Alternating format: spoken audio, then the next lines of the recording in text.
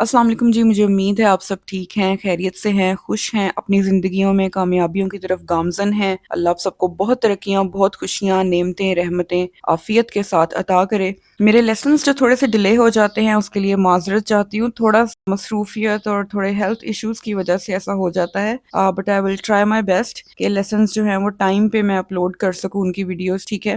تو آج ہم لیسن 8 کو کنٹینیو کریں گے، China's way to progress by Galeazzo Santini. اس کا فرسٹ پیراگراف ہم نے کمپلیٹ کر لیا تھا، آج ہم سیکنڈ پیراگراف جو ہے اس کو سٹارٹ کریں گے، ڈی سینٹرلائزڈ اکانومی کو۔ پہلے میں آپ کو اسی فریز کو ایکسپلین کروں گی تاکہ پورے پیراگراف کو جب ہم پڑھیں تو آپ کو سمجھنا آسان ہو جائے، ٹھیک ہے۔ تو ڈی سینٹرلائزڈ اکانومی کا مطلب ہے مقامی اقتدار پذیر معیشت۔ اچھا، دو ورڈز ہوتے ہیں نظام کے، کسی بھی نظام کے، چاہے وہ ادارے کا ہو یا کسی ملک کا نظام ہو، وہ دو طریقے کا ہو سکتا ہے۔ ایک ہے سینٹرلائزڈ نظام اور دوسرا ہے ڈی سینٹرلائزڈ نظام، ٹھیک ہے۔ وہ کسی بھی ادارے کا ہو سکتا ہے، اس کے ورک کے اندر ایک ڈسپیرٹی ہوتی ہے، ٹھیک ہے، ڈی سینٹرلائزڈ اور سینٹرلائزڈ، یا ملک کا نظام بھی ڈفرنٹ ہو سکتا ہے، ٹھیک ہے۔ اب یہاں پہ اکانومی کی بات کی گئی ہے کہ وہ ڈی سینٹرلائزڈ ہے، اس کا مطلب ہے کہ وہ مقامی اقتدار پذیر معیشت ہے۔ سینٹرلائزڈ نظام کے اندر فیصلہ سازی یا ڈیسیژن میکنگ اور چیزوں کو کنٹرول کرنے کی پاور یا اتھارٹی،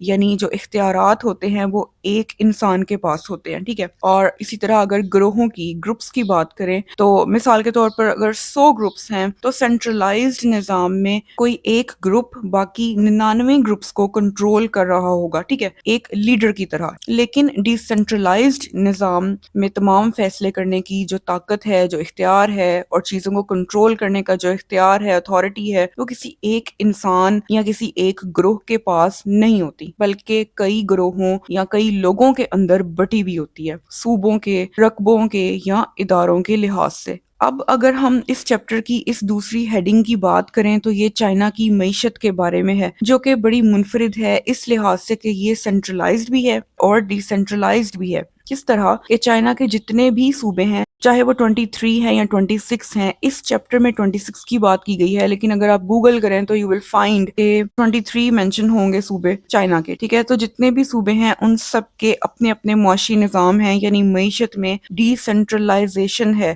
ہر صوبہ اپنے زمینی اعتبار سے، یعنی جو چیز وہاں کثرت سے پائی جاتی ہے، چاہے وہ ٹیلنٹ ہے یا نیچرل ریسورسز ہیں، اسی سے منسلک اکانومی وہ رکھتا ہے۔ اسی طرح ہر صوبہ اپنی معیشت کو خود آپس میں گروہ بنا کر کنٹرول کر رہا ہے۔ ہر صوبے کی الگ کمیونٹیز ہیں، الگ ادارے ہیں، الگ الگ معیشت کے لحاظ سے الگ الگ فیصلے ہیں، جس میں گورنمنٹ زیادہ مداخلت نہیں کرتی، بس جتنا کہ ضرورت ہو۔ یہ ہو گیا معیشت کا ڈی سینٹرلائزڈ ہونا۔ اب چائنا کی معیشت سینٹرلائزڈ اس طرح سے ہے کہ سارے صوبے ایک گورنمنٹ کے انڈر ہو کر اپنی ڈی سینٹرلائزڈ معیشت رکھتے ہیں، ٹھیک ہے۔ یعنی جو گورنمنٹ ہے وہ سارے صوبوں کو مجموعی طور پر قوانین وضع کر کے خود اپنے صوبے کی معیشت پر قابو رکھنے کی اجازت انہیں دے رہی ہے، اور ان قوانین کو سب فالو کرتے ہیں، ٹھیک ہے، اور فالو کرتے ہوئے اپنے معاشی نظام کو چلا رہے ہیں۔ کرنٹلی 23 پروونسز ہیں چائنا کے، اور 5 آٹونومس ریجنز ہیں، اور سب کی اپنی انڈیپینڈنٹ ڈی سینٹرلائزڈ اکانومی ہے۔ آپ کے لیے یہ فہرست میں نے اختیار کی ہے، ایک اچھا سا اندازہ ہو جائے گا آپ کو چائنا کی معیشت کو سمجھنے میں۔ یہ چائنا کے صوبوں کے نام ہیں اور ان کی معیشت کی جو کیٹیگری ہے وہ آگے لکھی ہوئی ہے کہ کون سا صوبہ کون سی معیشت رکھتا ہے، ٹھیک ہے۔ اچھا جی، اب لیسن کی طرف آ جاتے ہیں۔ ڈی سینٹرلائزڈ اکانومی، مقامی اقتدار پذیر معیشت۔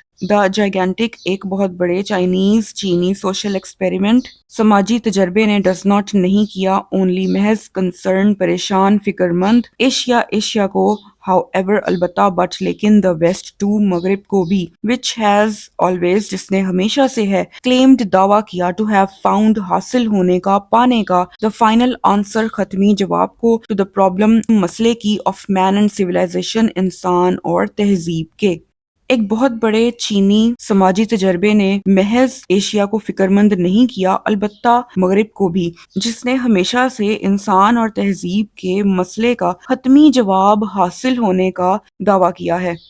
اس کا مطلب کیا ہے؟ اس جملے میں کہا گیا ہے کہ جو چائنا نے سماجی تجربہ کیا تھا، جس کے بارے میں ہم نے فرسٹ پیراگراف میں پڑھا، اس نے ایشیا اور ویسٹ یعنی مشرق اور مغرب میں موجود سب کو حیران کر دیا، خصوصاً ویسٹ کے لوگوں کو، جن کو لگتا تھا کہ کسی بھی معاملے کا، مسئلے کا جو آخری حل ہے صرف ان کے پاس ہے۔ فار ایئرس کئی سالوں تک دا چائنیز چینی ہیو بین اسٹرائیونگ کوشش کر رہے ہیں ٹو میک بنانے کی دا ورلڈ دنیا کو ریئلائز احساس کروانے کی تھرو سے دیئر آفیشیل ان کے سرکاری انٹرپریٹر ترجمان یا مترجم اینڈ پرسنل فرینڈ اور ذاتی دوست آف ماؤ کے ذاتی دوست کے ذریعے جس کا نام ہے ایڈگر سنو. یہ ایک امریکن جرنلسٹ تھا ایڈگر سنو. دیٹ کہ دیر آر یہاں ہیں ادر امپورٹنٹ تھنگس اور بھی اہم چیزیں ان لائف زندگی میں بسائڈز اس کے علاوہ این انکریز کے اضافہ ہو ان جی این پی میں. جی این پی جو ہے یہ ایکرونیم ہے، مخفف ہے گراس نیشنل پروڈکٹ کا. جی این پی کسی بھی ملک کی سالانہ پیداوار کو کہتے ہیں جو اس نے اکانومی کے اندر کریٹ کی ہوتی ہے، ٹھیک ہے، انڈسٹریز کے اندر اور ایگریکلچر کے اندر، اور ان کا جو ٹوٹل دیکھا جاتا ہے کہ جو مجموعی پیداوار تھی اور اس سے جو پروفٹ حاصل ہوا ہے وہ ملک کے لیے وہ کتنا تھا. زیادہ جی این پی مطلب ملک نے جو ہے وہ ترقی کی ہے، اس ملک کا وہ سال بہترین تھا. ٹھیک ہے، یہ ایک عام فہم ہے ملکوں کے درمیان اور معاشی اداروں کے درمیان کہ جو جی این پی ہے وہ زیادہ ہے کسی ملک کا کسی سال میں تو وہ اس کے لیے اچھا سال رہا اور وہ ملک جو ہے وہ پراسپرس ہے، وہ اس نے ترقی کی ہے اس سال اور وہ کامیابی کی طرف جا رہا ہے. ٹھیک ہے، تو جو سرکاری ادارے ہیں ملکوں کے وہ جی این پی کو بہت زیادہ ویلیو دیتے ہیں. کئی سالوں سے چینی کوشش کر رہے ہیں دنیا کو احساس دلانے کی ان کے سرکاری مرتجم ترجمان اور ماؤ کے ذاتی دوست ایڈگر سنو کے ذریعے کہ زندگی میں اور بھی اہم چیزیں ہیں مجموعی قومی پیداوار میں اضافے کے علاوہ. اب اس جملے میں کہا گیا ہے کہ کئی سالوں سے چینی لوگ دنیا کو سمجھانے کی کوشش کر رہے ہیں کہ ایک ملک کی ترقی کا جو معیار ہے وہ صرف محض معاشی ترقی یعنی اکنامک گروتھ سے جڑا ہوا نہیں ہے، یعنی G N P gross national product سے نہیں جڑا ہوا، بلکہ اور بھی کئی چیزیں ہیں جو ترقی سے منسلک ہیں. That there are other important things in life besides an increase in GNP. چینی دنیا کو زندگی کا اور سماجی ترقی کا ایک بڑا وسیع نقطہ نظر پیش کرنے کی کوشش کر رہے ہیں. وہ چاہتے ہیں کہ دنیا سمجھ جائے کہ معاشی ترقی جسے جی این پی یعنی مجموعی قومی پیداوار کے ذریعے دیکھا جاتا ہے وہی اکیلا انڈیکیٹر نہیں ہے قومی فلاح و بہبود کو جانچنے کا، اور نہ ہی واحد مقصد ہونا چاہیے ملکوں کے لیے جس کی جستجو کی جائے، بلکہ اس کے علاوہ اور بھی کئی چیزیں ہیں جنہیں ترجیح دینی چاہیے. اب چینیوں کے نزدیک وہ چیزیں کیا ہیں؟ وہ ہے سماجی ہم آہنگی، سوشل ہارمنی ان کے نزدیک بہت امپورٹنٹ ہے، کلچرل پریزرویشن، ثقافتی تحفظ، پولیٹیکل سٹیبلٹی، سیاسی استحکام. یہ ساری چیزیں جو تینوں میں نے آپ کو بتائی ہیں یہ فرسٹ پیراگراف میں اچھے سے مینشنڈ ہیں. یہ وہ چیزیں ہیں جو معاشی ترقی سے بھی بالواسطہ اور بلا واسطہ جڑی ہوئی ہیں جن کی طرف چین دنیا کو توجہ دینے کی کوشش کر رہا ہے.